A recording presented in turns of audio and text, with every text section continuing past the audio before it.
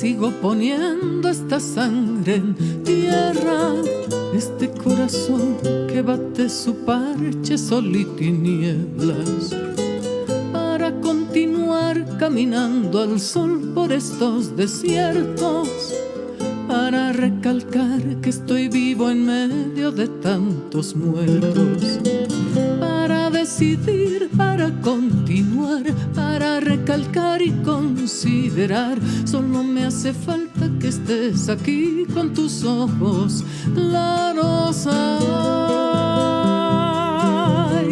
fogata de amor y guía, razón de vivir mi vida.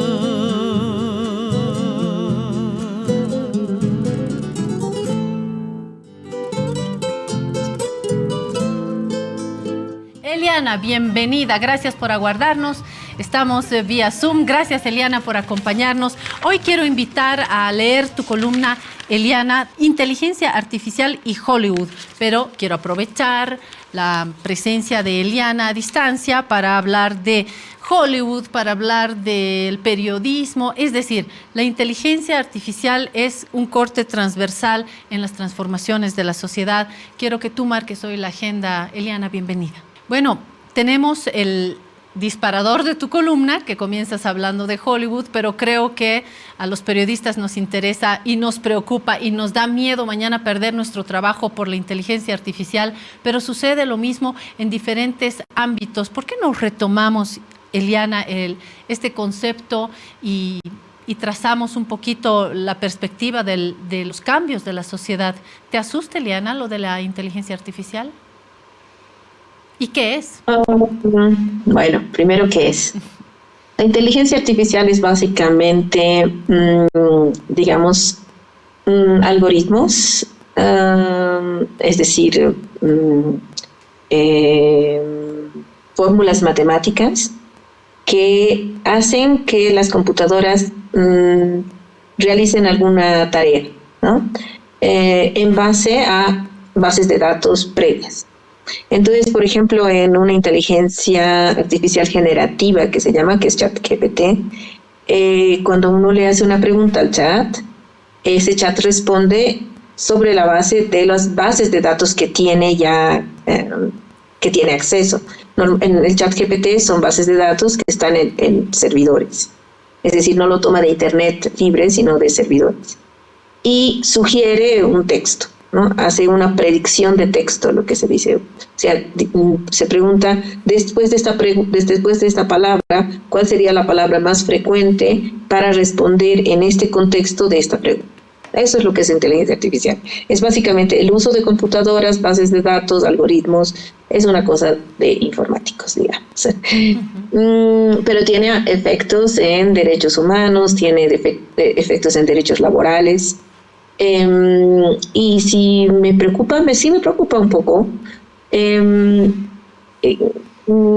Creo que no estamos midiendo del todo los efectos que puede tener, y también creo que a veces exageramos en algunos de los efectos que puede tener, pero esta columna que había sugerido es un ejemplo de cómo puede afectar a un rubro que no teníamos en mente, que son los guionistas en Hollywood o en cualquier lugar, que están en huelga porque mucho del trabajo o algo del trabajo de guionistas está siendo resuelto por una inteligencia artificial, seguramente por un ChatGPT o un similar.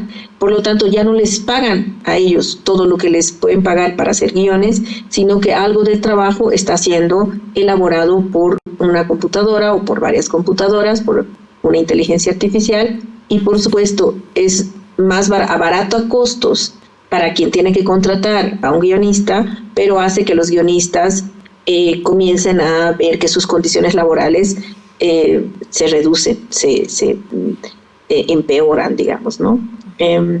Y ahí se han puesto pues en huelga los guionistas y han exigido, entre varias cosas, que se reduzca el uso de inteligencia artificial para la elaboración de guiones en Hollywood, ¿no? Entonces ese es un efecto que estamos viendo de lo que podría suceder con el uso de inteligencia artificial. y lo que acabas de describir, Eliana, para guiones, se puede trasladar con facilidad a la redacción de noticias, a la redacción de textos, a la elaboración de todos estos elementos que son relativamente predecibles, ¿no? Hasta en la publicidad, cuando uno se pone a pensar, hay muchos formatos que se realizan así. Cuando ya hay elementos que se pueden encasillar en una estructura, pues la inteligencia artificial va a repetir en función de estos algoritmos matemáticos, y lo primero que se nos ocurre a los trabajadores y trabajadoras es que nos van a quitar el trabajo, o se va a hacer como en la revolución industrial, ¿no? Ya las limpiadoras de botellas son máquinas, entonces ya no voy a poder yo limpiar las botellas manualmente. Y bueno, la historia de la economía ha mostrado también que frente a estos escenarios siempre se reproducen otros que todavía no los tenemos en mente. Por ahora toca sí la preocupación. Estoy, Eliana, junto a Gabriel Loza y Horst Grebe para un poquito participar de esta mesa sobre inteligencia artificial que estoy improvisando junto a ellos. Vinieron a hablar de economía, pero Horst, esto es parte de la economía. Me gustaría que podamos dialogar con Mira, Eliana. yo creo que la inteligencia artificial es una de las grandes transformaciones que tenemos hoy en día en la época, y al mismo tiempo es digamos, un cambio cualitativo en las relaciones en el ámbito laboral, en el ámbito cultural y en el ámbito productivo. Lo que me preocupa a mí es el uso de la inteligencia artificial con fines malignos, puesto que puede cambiar radicalmente la trayectoria de vida de las personas a partir de la construcción de imágenes y perspectivas y extrapolaciones de una vida que no corresponde a la realidad de la persona. Por lo tanto, además se puede utilizar para... ¿Tienes algún ejemplo, Horst, tal vez? Sí, lo que yo he visto hace un par de días en las noticias estas digitales, donde se utiliza la figura de una niña y se la proyecta en su trayectoria de vida hacia el futuro. La niña sigue siendo la misma, pero la imagen que se proyecta es muy diferente y acaba con una imagen muy perversa de su personalidad. Primero. Segundo, fake news en las elecciones, desinformación a la sociedad, utilización con fines de crear odio y discriminación. Por lo tanto, el gran tema que tenemos frente a la inteligencia artificial hoy en día es la regulación. No se puede dejar esto en manos de las empresas tecnológicas monopólicas en el mundo, que pueden hacer muchísimo daño, y los que están asociados con la manipulación con fines militares, ideológicos, de confrontación geopolítica y con engaño a la sociedad. Hay muchas sectas en el mundo que pueden mal aprovechar esta inteligencia.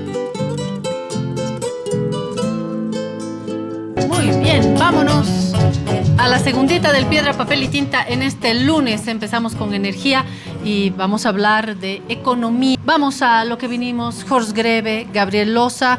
Gabriel, tú comienza con la agenda económica de esta semana. Sí, la idea de ver la economía mundial, que en el último informe del Fondo Monetario es menos pesimista y habla de que va a haber un crecimiento del 3%. Ha hecho un ajuste hacia arriba de su proyección. Esa es una buena noticia, que la inflación también a nivel mundial está bajando. Lo que pasa es que siempre nos preguntamos ¿para qué nos sirven esos datos? Lo que pasa es que nos afecta como Bolivia, como país, que si hay recesión mundial, que no hay todavía todo eso, nos va a afectar en el precio de nuestros commodities, vamos a demandar menos.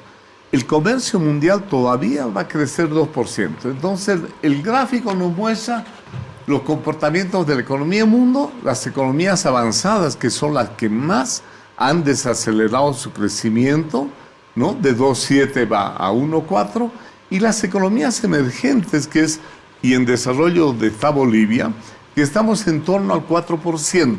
Ese es un buen indicador. La inflación, el siguiente indicador que nos da el cuadro 2, es sobre la inflación a nivel mundial. Vámonos al cuadrito. Y ese ahí está. nos muestra esa cima y esa declinación que también es buena noticia. Lo que no es buena noticia... Perdón, Gabriel, ¿sí? ¿esto puede darnos sorpresas? Es decir, el que esté bajando ya marca una tendencia que difícilmente va a revertir, ¿o podemos todavía tener esas sorpresas de montaña rusa? Buena pregunta, porque no es una declinación que ya sea pronunciada, sino se está suavizando. ¿Qué quiere decir eso?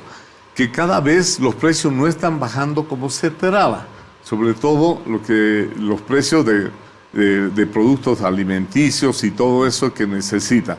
Entonces, lo que está preocupando todavía a los bancos centrales, que si ya se ha vencido la inflación o si no, hay que seguir aumentando la tasa de interés para asegurar esa caída de la inflación.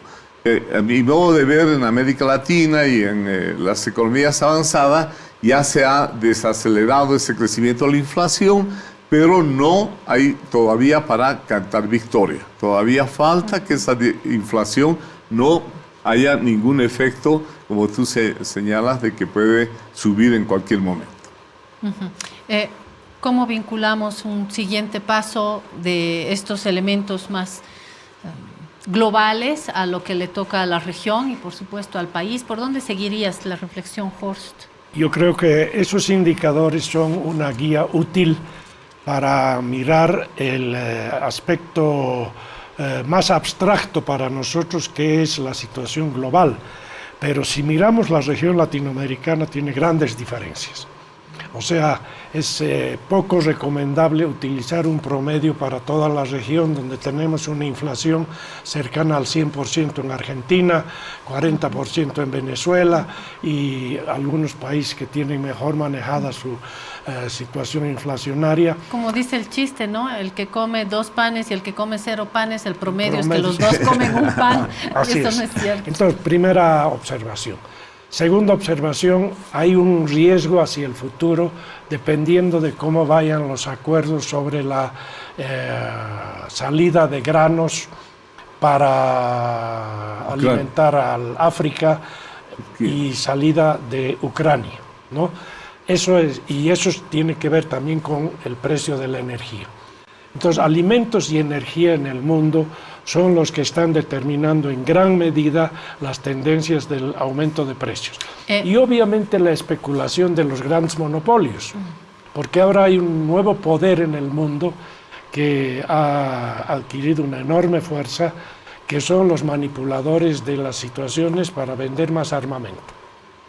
La industria armamentista está en una carrera hacia una competencia de quién produce mejores armamentos, claro. Que pone en riesgo a la las guerras humanidad. y el narcotráfico son su fiesta, ¿no es Así cierto? así es.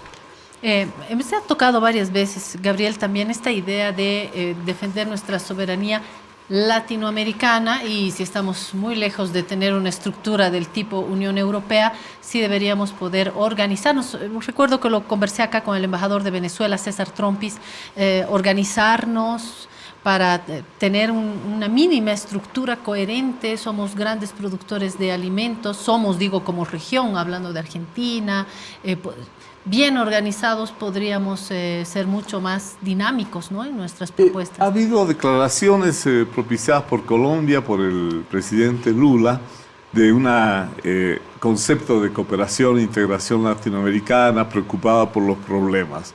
Pero en términos prácticos yo no lo veo muy factible, porque son muy declarativas las reuniones y después me dejan a mí una sensación de qué viene después, ¿no?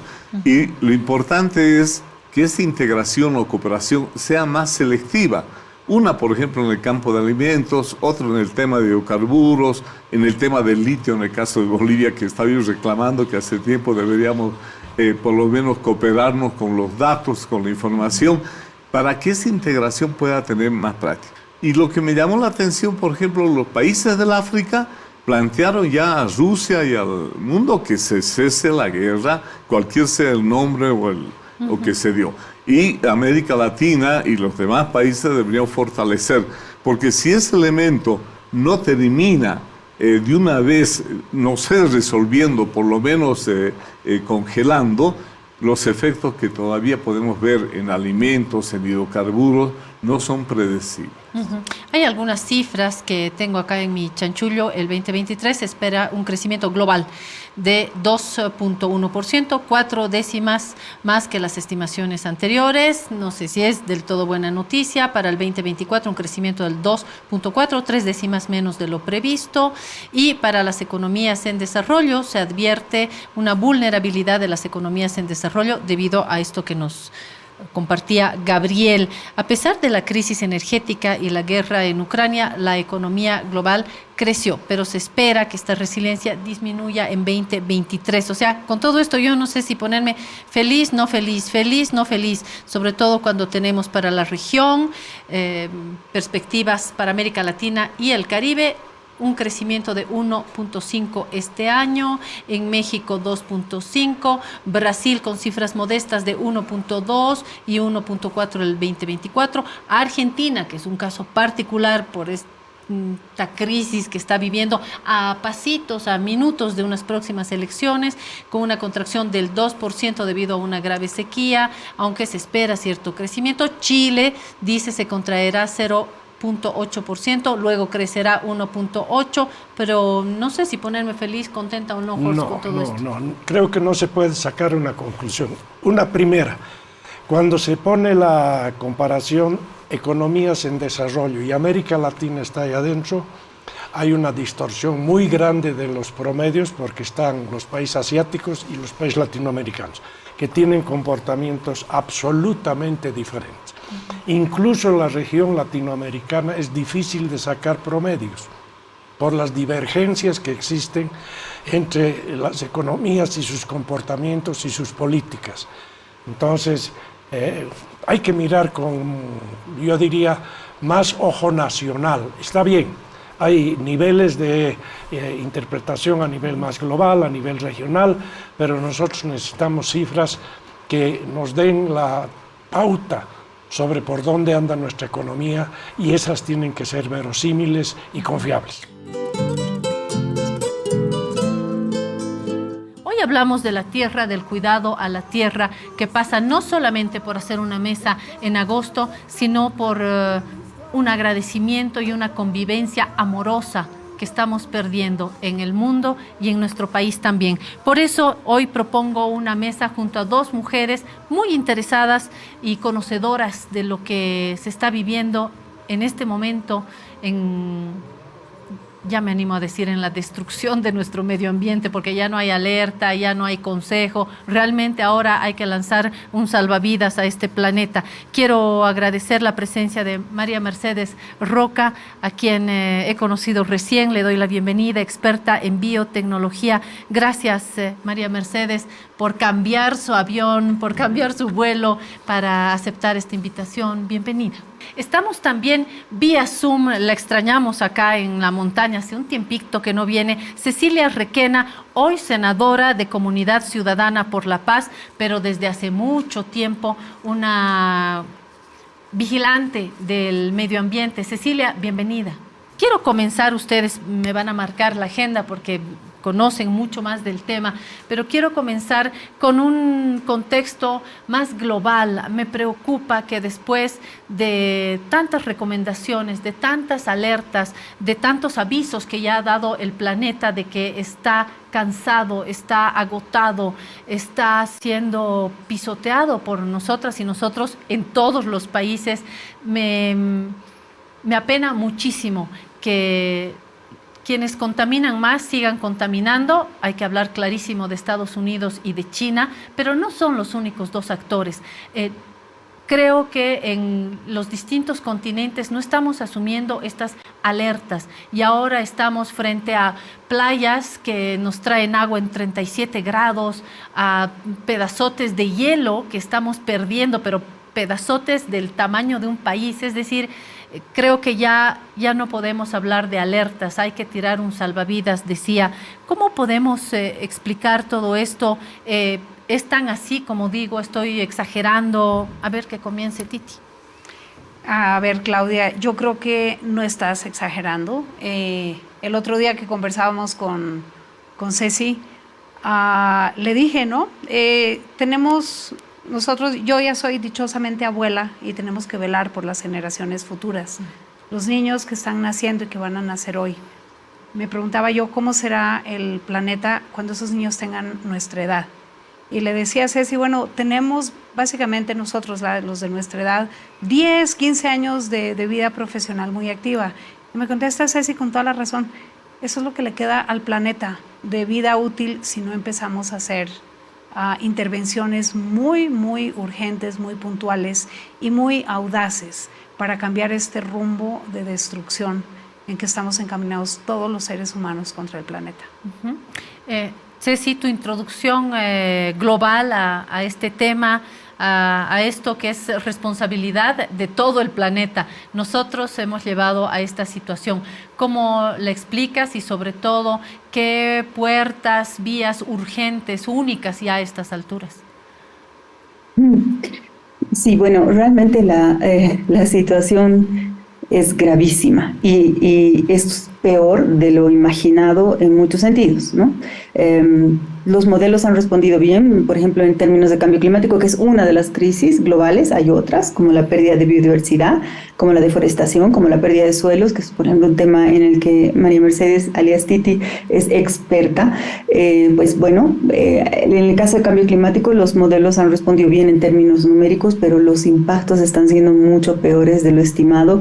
Y además, también estamos viendo una aceleración al punto que en julio vamos a ver llegado al yo no sé si la gente que hace seguimiento del cambio climático, al 1,5% que se ha considerado como el umbral, ¿no? No es una temperatura estable de todo el año, ¿no? Hay que tener cuidado, pero en julio, sí, en ciertos lugares, particularmente el hemisferio norte, hemos llegado a ese umbral, o estamos a punto de llegar en otros lugares. Las anomalías de temperatura han sido brutales y se han expresado, por ejemplo, ahorita si ustedes ven el internet, en China, en las afueras de Beijing, ha habido realmente un tifón y unas inundaciones espantosas. Es el caso de Japón, es el caso de California, es el caso, bueno, en todas partes del mundo, pero también los incendios forestales, no sé si hace poquito en Italia, en Grecia, destruyendo, por ejemplo, una industria turística, o sea, con todos los impactos económicos, socioeconómicos que esto implica. En fin, y aquí, Claudia, para dar algunos ejemplos, ¿no? Estamos con una alerta en el lago Titicaca, que está a punto de estar en niveles críticos, muy cercanos a sus niveles más bajos que se dieron, según acabo de leer, en 1998. Es una alerta que provee la Armada de Bolivia. Bueno, grave, porque sí, por lo visto, ya 10 años eran pocos, era hasta 2030, en realidad 10 años es un abuso, ¿no? Hasta 2030 había que bajar hasta casi 50%, un poquito menos de emisiones de CO2, y resulta que bueno, nos quedan menos tiempo, y sin embargo, no solo que no nos quede ese tiempo estimado, sino que todos estos efectos más dramáticos se han adelantado. Lo que tú has dicho de la Antártica a mí me ha impactado. Yo he visto 2 gráficos y la Antártica estamos en invierno, ojo, abajo estamos en invierno, y ha perdido, como tú bien has dicho, una cantidad de hielo marino comparable a la superficie de Argentina. O sea, son magnitudes que asustan. Y bueno, ¿qué debemos hacer ante esto? Bueno, uno puede quedarse paralizado, deprimido, por ponerse cínico también, ¿no? Uno puede hacer ese tipo de cosas. Y yo creo que la opción correcta es la que Titi ha dicho ahora, que es pues poner todo lo que podamos, cada quien desde lo suyo, y cada quien puede hacer algo desde ese lugar, y eso es muy importante saberlo. Hay diferencias en responsabilidades, por supuesto que las hay. Unas son las responsabilidades de gobernantes, unas son las responsabilidades de ciudadanos, unas son las responsabilidades de gobernantes del norte, otras son las responsabilidades de gobernantes del sur global, por decirlo de algún modo. Ok, pero cada quien puede hacer un montón, y yo creo que eso es lo que hay que hacer. ¿Por qué? Porque tampoco estamos claros en que todo está perdido. Eso no es, de hecho, si hay algo muy humano, es, ¿no?, la esperanza. la voluntad, hasta ser porfiado, decir, no, a ver, dicen que no se puede, pues vamos a intentar.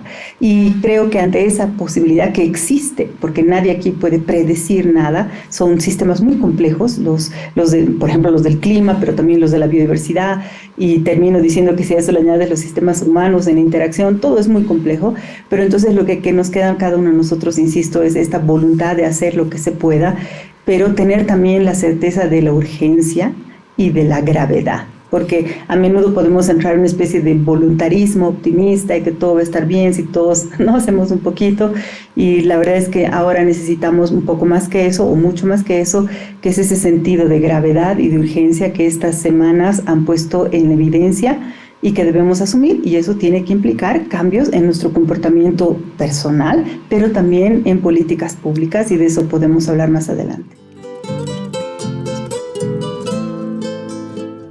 A esta segunda parte del Piedra, Papel y Tinta para darle la bienvenida al canciller del Estado Plurinacional, Rogelio Mayta. Bienvenido, canciller.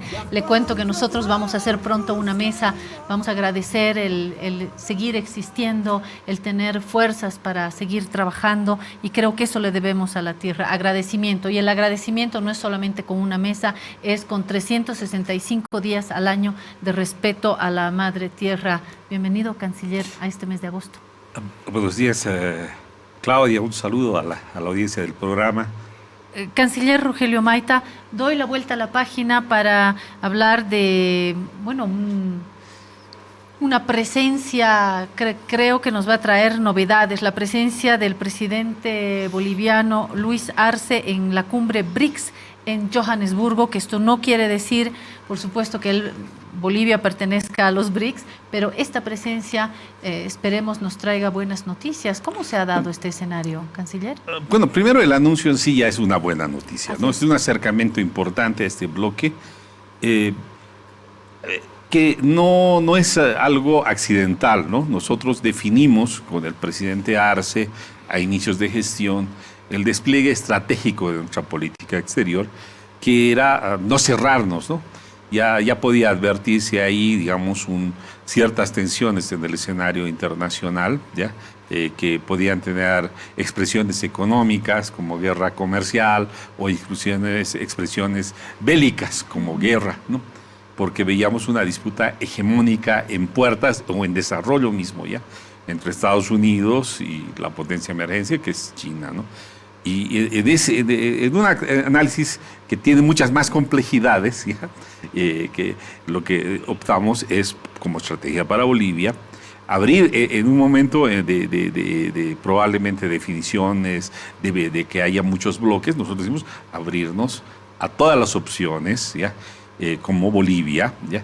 Con una premisa básica, que se respete nuestra autodeterminación, nuestra soberanía, nuestra intención de industrialización, de no exportar solamente materias primas, respetar nuestra Constitución, que nos manda precisamente que los recursos naturales deben ser de beneficio para los bolivianos y bolivianas prioritariamente. Bueno, en función de eso nos abrimos, y uno de los, así como trabajamos para participar en la cumbre Unión Europea-CELAC de forma activa, también exploramos otros escenarios, como el de la posibilidad de acercarnos a los BRICS, a este bloque tan importante, que dicho sea de paso, o sea, representa algo más del 30% del PIB mundial, alrededor del 40% de la población del mundo, no es poca cosa, ¿no?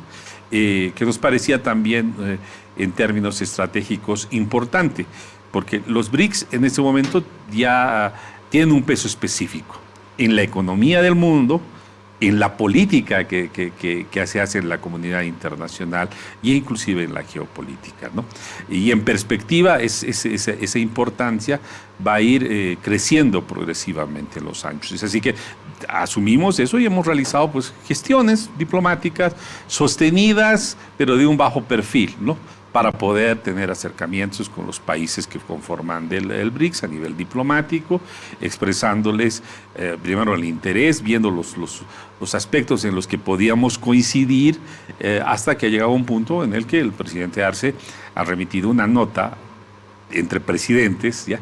Señalándoles que nos interesaría participar de lo que se ha denominado como BRIC Plus, ¿no? Un BRICS ampliado, ¿ya?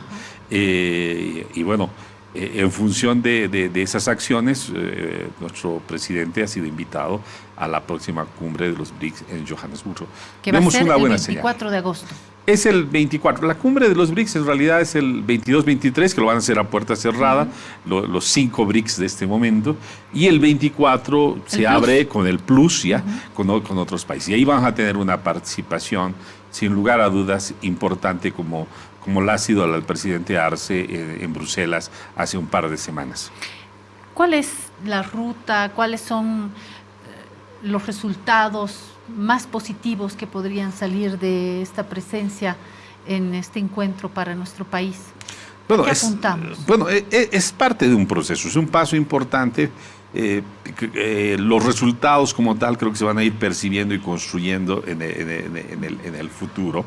La propuesta BRICS, en la que tenemos coincidencias, es en el ámbito político impulsar un mundo multipolar, ¿ya? Que no tenga hegemonías, que ningún país sea sometido a la esfera de influencia de otros y pierda de esa forma su soberanía, de esa colaboración sur-sur, de ese pensamiento de reestructurar, de cambiar, de modificar el sistema financiero internacional. Hasta este momento el Fondo Monetario Internacional ha jugado un rol que vemos no ha sido positivo, ha sido más bien de alguna manera por lo menos cuestionable, ¿ya? En relación a varios países que han terminado recurriendo al FMI. Solamente vemos a un país vecino nuestro, la Argentina, que quedaba atrapado un poco en los lineamientos que le ha ido imponiendo el FMI en determinado momento, ¿no? Los BRICS, los países BRICS tienen el banco BRICS, ¿verdad? Que se constituye como una alternativa para los países en desarrollo, de financiamiento para estos países. Bueno, se está viendo todos sus aspectos. Los mismos BRICS han planteado el tema de pensar en la posibilidad de una moneda BRICS para sus intercambios comerciales, tal vez para que pueda servir inclusive como moneda de reserva, ¿no? En un mundo que cambia y que todavía no logramos vislumbrar bien cómo va a quedar ese nuevo orden mundial. El dólar tiene su peso, pero también hay corriente fuerte de desdolarización, ¿no? Sí, es que el dólar a los Estados Unidos le ha dado... digamos, lo ha llevado a un escenario de militarización, ¿ya? Utiliza el dólar con las múltiples facetas que tiene. Puede tener una moneda como reserva, también como medio de pago internacional. Lo ha vinculado además al SWIFT, lo ha llevado a un escenario de verlo, de que se vea como, o que se utilice como arma, ¿no? Y obviamente en la comunidad internacional eso no suena bien. De ahí que se esté utilizando el yuan, de ahí que se esté viendo otras formas de hasta el Bitcoin, ¿no? Y bueno, la posibilidad de que haya una moneda BRICS, o sea, está ahí planteada. Es una discusión que están teniendo ahí internamente los propios BRICS, ¿no? Fotografía también política de hoy. He invitado a Pedro Portugal aquí al Piedra, Papel y Tinta y se ha venido hasta esta montaña. Gracias, Pedro Portugal, quien ha sido mi compañero en la universidad. Hoy lo presento como historiador, un observador interesado permanente de la realidad indígena en Bolivia, fundador del mensual digital Pucara, que es uno de los medios que vale porque resiste y porque a lo largo del tiempo sigue ahí. Gracias, Pedro, por aceptar esta invitación y estar acá conmigo en este Piedra, Papel y Tinta. ¿Todo bien? Muchas gracias por la invitación y muchas felicitaciones por tu programa y por todo el trabajo que realizas. Gabriel. Buen día, buen día. Hola, Gabriel, ¿qué tal? También amigo del periódico, creo que está en El Alto, abogado, colaborador de La Razón y... observador también de lo que está sucediendo en el país. Los invito a ambos a hacer una lectura de lo que está sucediendo hoy. viendo a Pedro me acordé que anoche en la FES, en la Fundación Alemana FES, Friedrich Ebert, hemos tenido un nuevo diálogo sobre lo que sucede en el país, escenarios. Yo sostengo firmemente que no se puede leer sin tener una mirada de nuestra posibilidad de tejer nuestras identidades, es decir, no hay análisis para mí, ni político, ni económico, ni social, ni ningún tipo que no pase por nuestro tejido. Ya ha llegado está Raimi Ferreira también con nosotros, entiendo que está en Santa Cruz, vía Zoom también, abogado, analista político. Gracias, Raimi, por estar con nosotros. Muy buenos días, gracias. Bueno, les lanzaba esto, ¿no? A raíz de los últimos escenarios políticos, los futuros escenarios políticos que comentábamos ayer en una interesante mesa en la Fundación FES, en la Friedrich Ebert, que es una fundación alemana. Y parto con esta idea, pero ustedes pueden obviamente decir que mi alfombra no está buena y plantear otra. Yo planteo que no hay posibilidades de una comprensión real, cabal, franca de nuestros conflictos políticos, de nuestras tensiones también en la economía, si es que no sabemos mirar nuestra todavía inmadura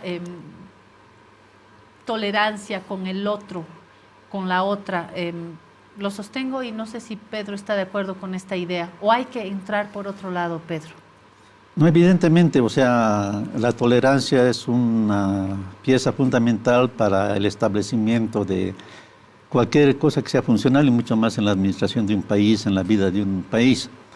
Ahora, evidentemente, eso está mediatizado por los momentos que se viven, por las proyecciones que uno tiene, y sobre todo por la interpretación, digamos, que se da ese aspecto de la tolerancia.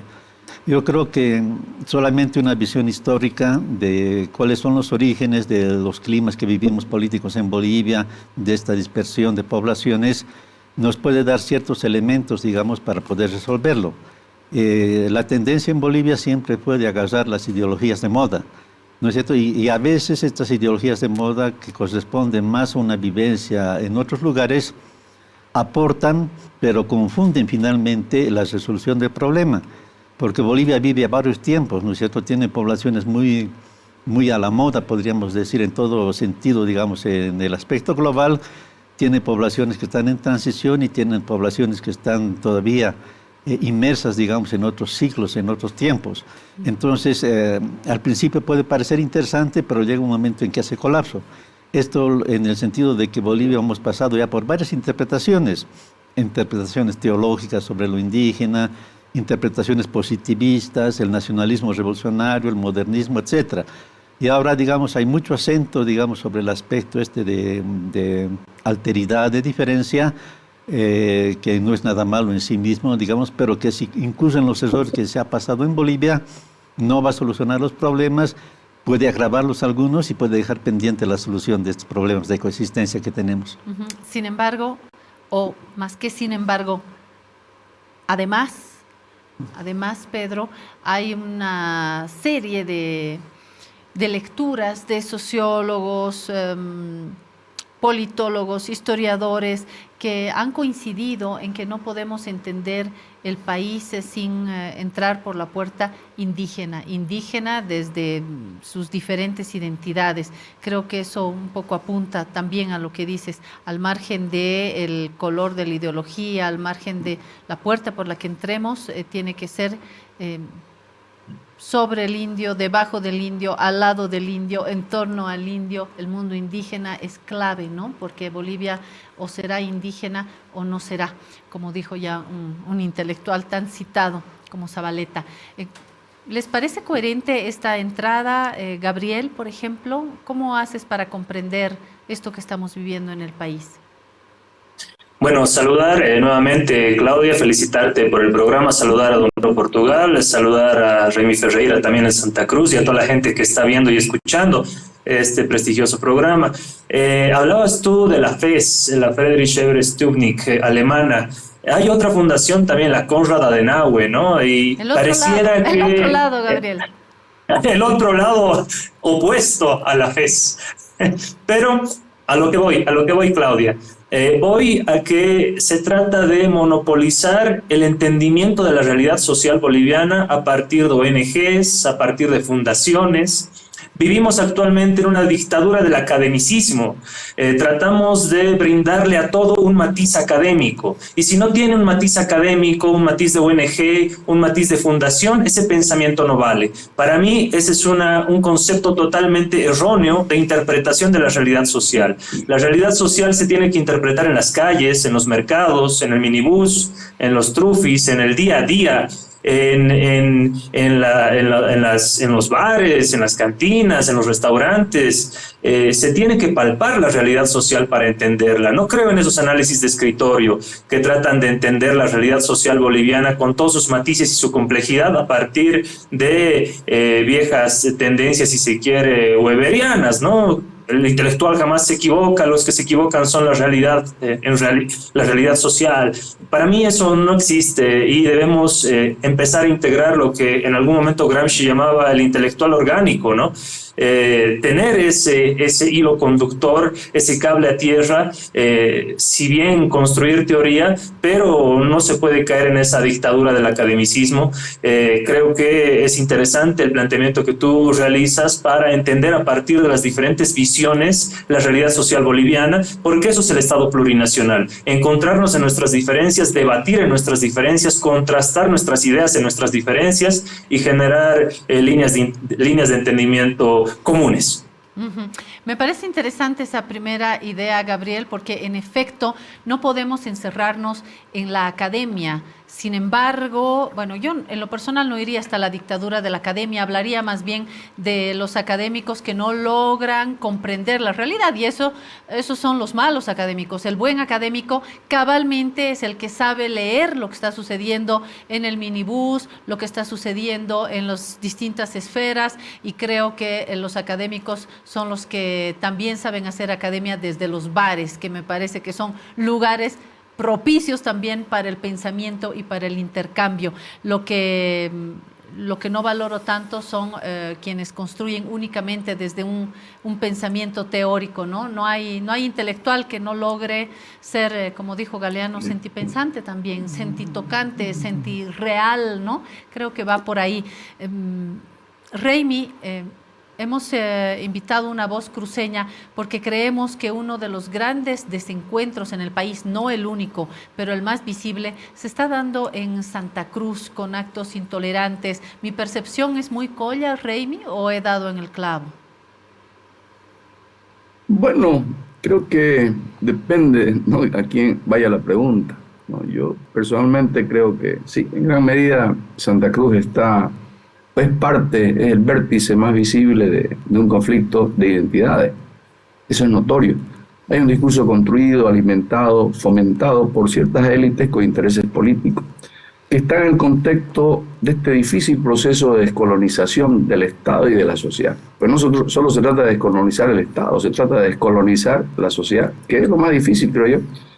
Las ideas mentales, los prejuicios, los estereotipos, que se asentaron en 300 años de colonia y que han vivido durante gran parte y viven durante gran parte de la República en base al paradigma europeo que se instaló en nuestras tierras, especialmente en Bolivia, y que ha dado lugar a la supuesta superioridad, ¿no?, de la cultura hispana, de la civilización europea, en desmedro de las culturas y naciones originarias.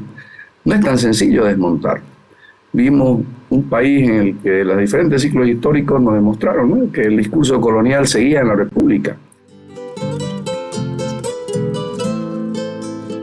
Hoy pintar Bolivia es perseguir al narcotraficante. Hoy pintar Bolivia es encontrar al narco. Bienvenido, Roberto Ríos, viceministro de Seguridad Ciudadana. Muchas gracias por darnos su tiempo y tenerlo acá presente. Es un privilegio. Le agradezco. Al contrario, muchas gracias, Claudia. Muy buen día.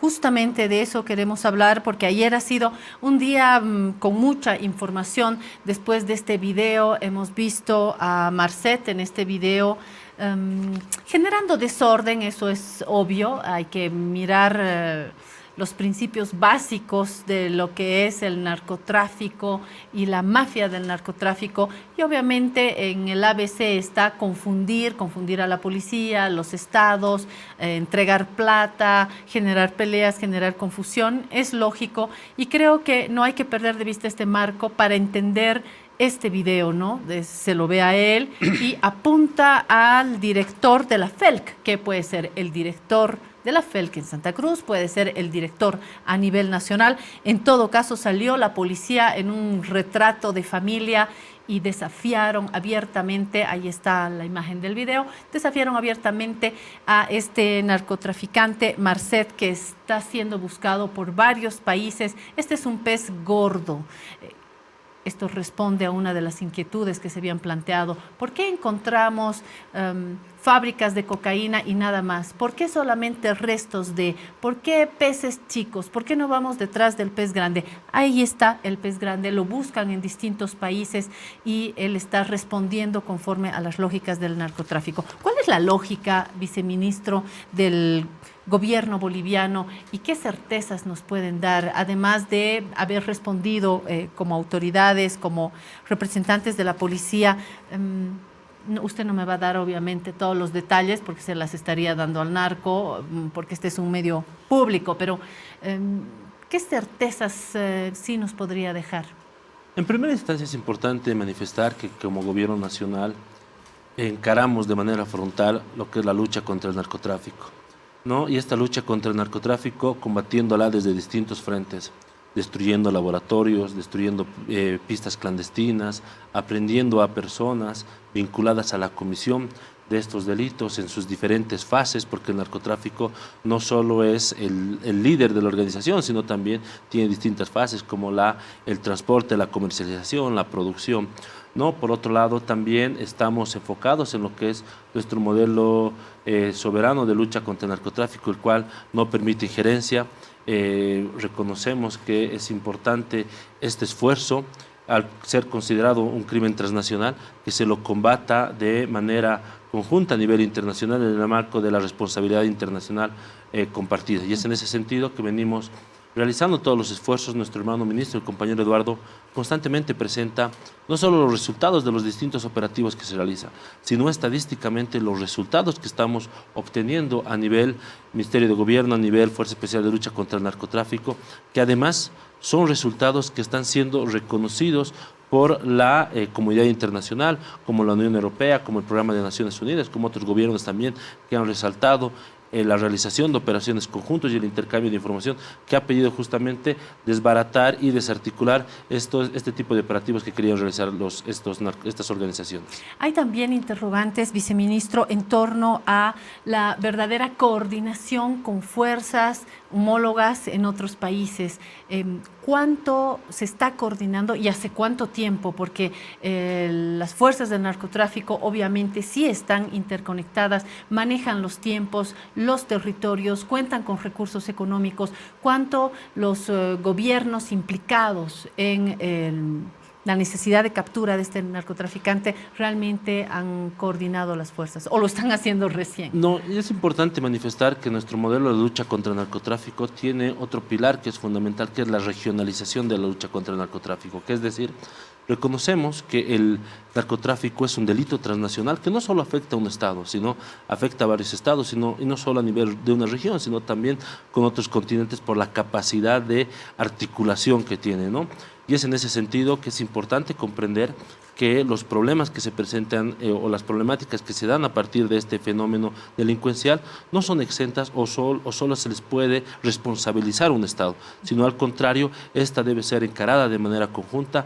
La responsabilidad internacional compartida es fundamental para entre los Estados unir esfuerzos y luchar contra este ilícito. Y en ese sentido es que la Ley 913 establece justamente el relacionamiento de Bolivia con otros países que permitan no solo el intercambio de información, no solo solo la elaboración de operativos conjuntos, simultáneos entre ambos países, sino también el intercambio de buenas experiencias y prácticas que permitan justamente reducir este delito en los países y sin duda alguna enfrentarlo de manera conjunta. Es en ese sentido que constantemente vinimos realizando gabinetes binacionales, participando en mecanismos de cooperación regional que permitan justamente combatir esta problemática, y uno de esos es el Mercosur, que es donde nuestro hermano ministro, en una reunión de ministros de gobierno, de régimen interior y de seguridad de los estados, entre ellos, específicamente Uruguay y Bolivia,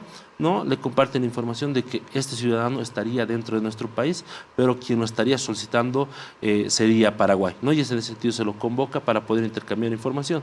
Pero volviendo al punto central, es importante reconocer que nosotros venimos realizando esfuerzos conjuntos, el relacionamiento es constante, y ahora justamente lo estamos nuevamente evidenciando porque... Para este caso sí hubo un seguimiento entre las fuerzas de los países involucrados hace un tiempo ya. Desde que el ministro toma conocimiento, que es el 16 de junio, ¿no?, pasa unos días, llega a Bolivia, envía la información el ministro de Paraguay, señalando de la ubicación de este individuo, de este sujeto. Se hacen los operativos correspondientes, los operativos de observación, vigilancia y seguimiento, y se identifica que la información que se había proporcionado era errónea, ¿no?, como normalmente suele suceder en este tipo de casos. Y es en ese sentido que se empieza un rastrillaje justamente para determinar la ubicación y el paradero de este sujeto, por lo cual a partir de este trabajo es que el 29 de junio ya se tenían marcados 2 lugares principales donde él iba a estar, ¿no? Uno, el domicilio, sí, y el otro, un campo deportivo. Pero hay que ir atrás en el tiempo, ¿no? Porque esta persona llega antes, de hecho hay ya pugnas políticas, que quién estaba gobernando, quién era ministro en ese momento, por eso también estas acusaciones del ex ministro Romero, hay varios actores políticos, se lamenta siempre la politización, pero hay que tomar en cuenta la información que data de este tiempo que tenían también en otros países, ¿no? Por eso le pregunto sobre la articulación entre los países y cuánto seguimiento se ha hecho concretamente en este último tiempo, ¿no? Es importante justamente, Claudia, remitirnos a los antecedentes que datan de la presencia de este sujeto Sebastián Marcet en nuestro país. Él ingresa el año 2018 con una cédula de identidad uruguaya con el nombre de Sebastián Marcet, ¿no? Tiene una residencia entre 2019 y 2020 dentro de nuestro país, donde, aprovechando ese poder económico que tiene y ese relacionamiento con algunos funcionarios públicos, porque hay que también ser sinceros y transparentes en esto, logra conseguir de manera fraguada documentación. Documentos relacionados a un certificado de nacimiento, a un carnet de identidad y a un pasaporte. En estos 3 casos, evidentemente se ha podido evidenciar a partir del proceso investigativo que existen funcionarios que han sido corrompidos. Perdón. ¿no? Viceministro, disculpe la interrupción y quédense con esa imagen.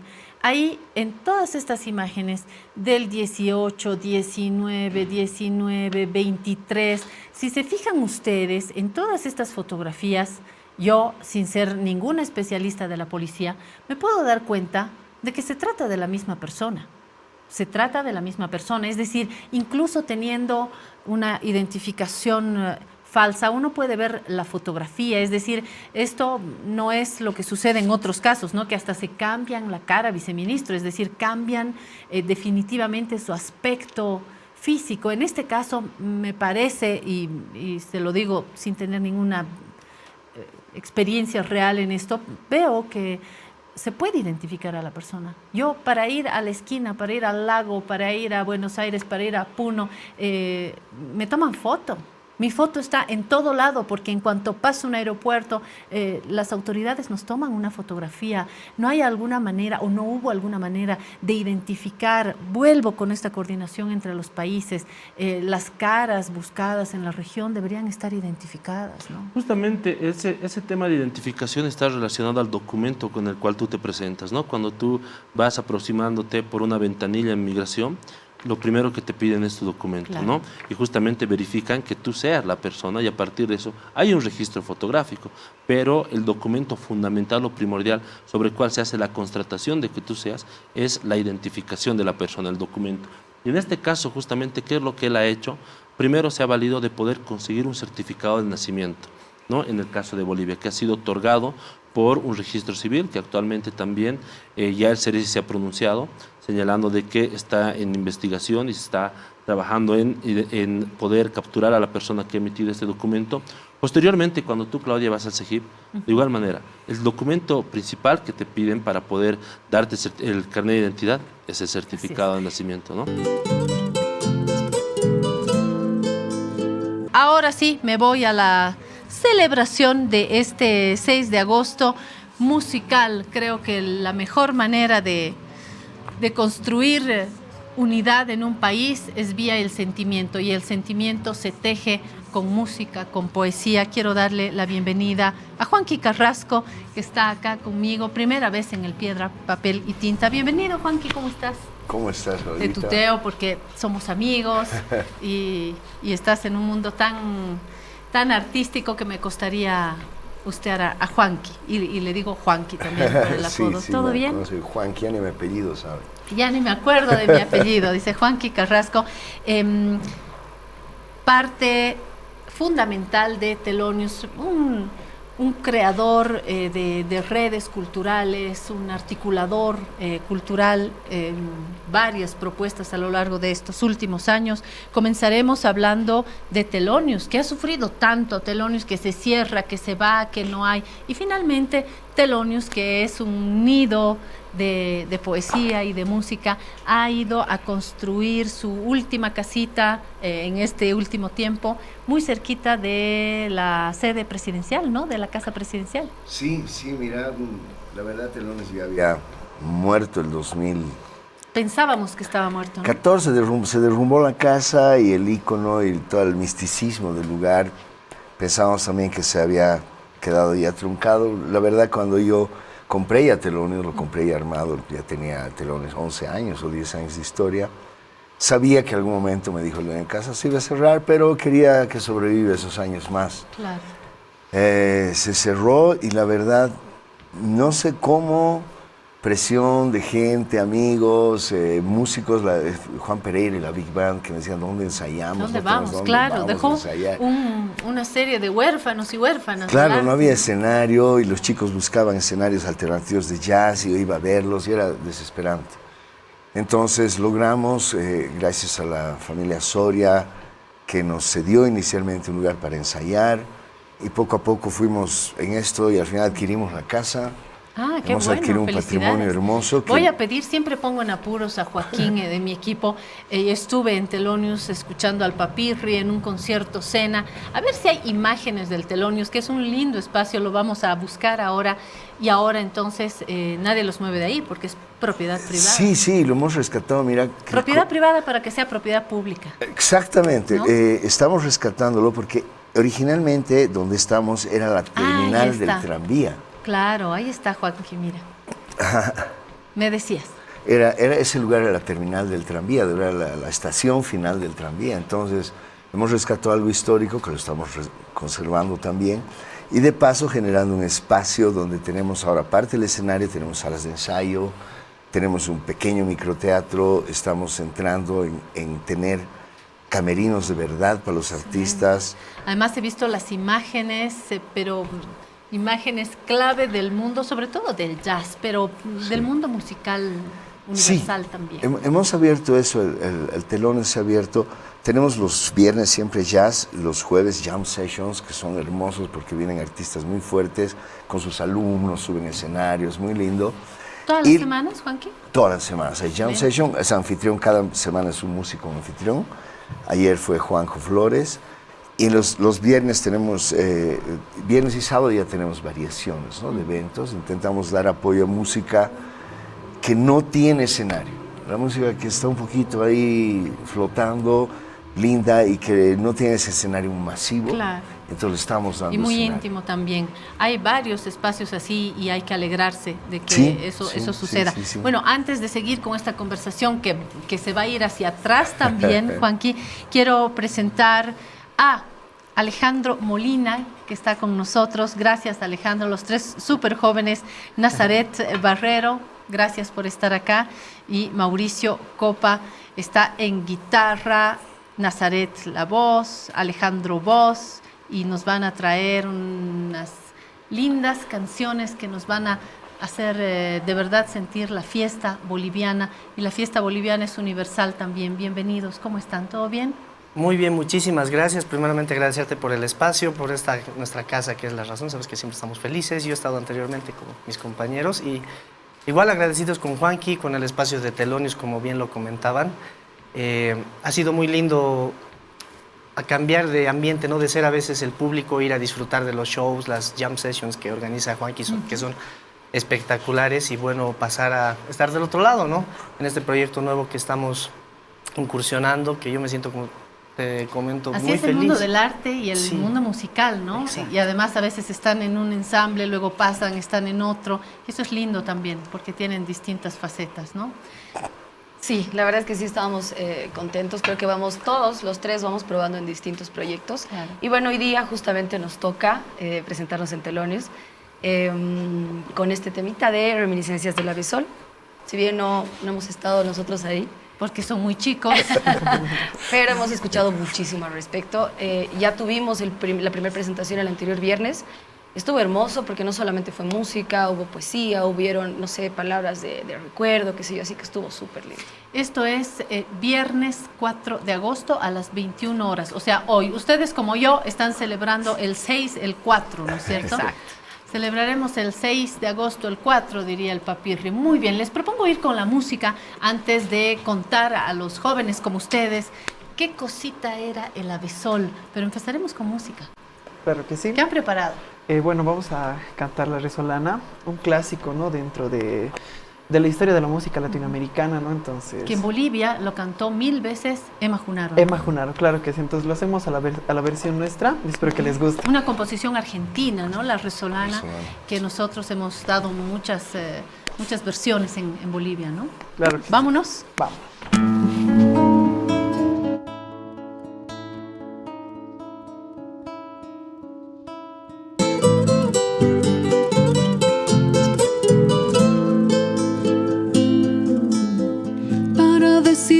Si sigo poniendo esta sangre en tierra, este corazón que bate su parche sol y tinieblas, para continuar caminando al sol por estos desiertos, para recalcar que estoy vivo en medio de tantos muertos, para decidir, para continuar, para recalcar y considerar. Solo me hace falta que estés aquí con tus ojos claros. Ay, fogata de amor y guía, razón de vivir mi vida.